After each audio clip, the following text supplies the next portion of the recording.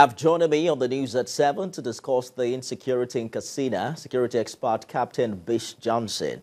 Thank you for joining us on the news this hour. When it comes to insecurity, particularly the issue of armed banditry and terrorism that is faced in parts of the country, what do you think should be the priority for service chiefs this time?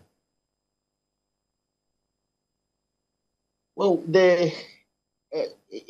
let me start. Let me start by saying this: it's rather very unfortunate that we are relying mostly on Nigerian military for what is otherwise internal security that ought to have been left, to the charges of internal security apparatus like the police, like the DSS, and the Nigerian Security and Civil Defense.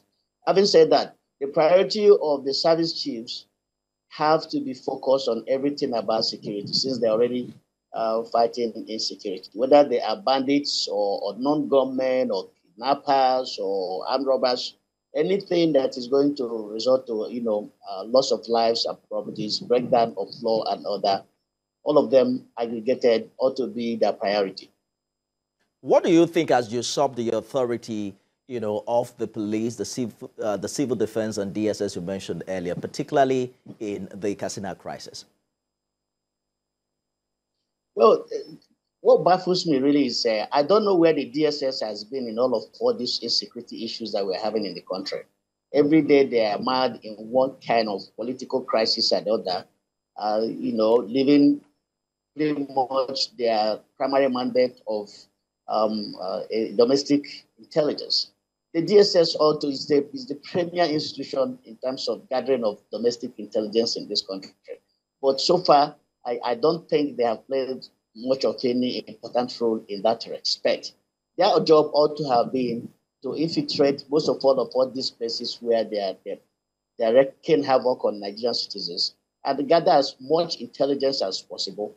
And that intelligence made available to the Office of the National Security Advisor, who now in turn makes that intelligence information available to relevant security agencies to go after these people, in a precise and a strategic, targeted operations, not guesswork.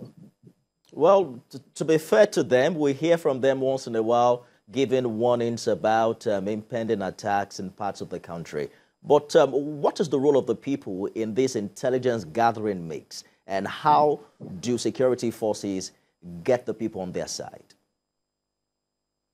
Well, it's a much more difficult one to get done, getting the people involved, because most times the people, even their own lives, are at risk. When they go out there and provide information to some of these security agencies, they get attacked by the people that they report. So it's a difficult form for them. It's not easy for them to make intelligence information available to security agencies. Otherwise, they have a lot of responsibility, because security, they say, is everybody's responsibility. But, recently it's been very unsafe for them to do that, fearing for their own lives. And we have not done such a wonderful job in trying to create that awareness where everybody will understand that, look, we are all in this together. We're all stakeholders in a very secured, peaceful Nigeria. But at the same time, I won't blame them because of the attacks that ordinary citizens have, received when they make intelligence information available to some security agencies.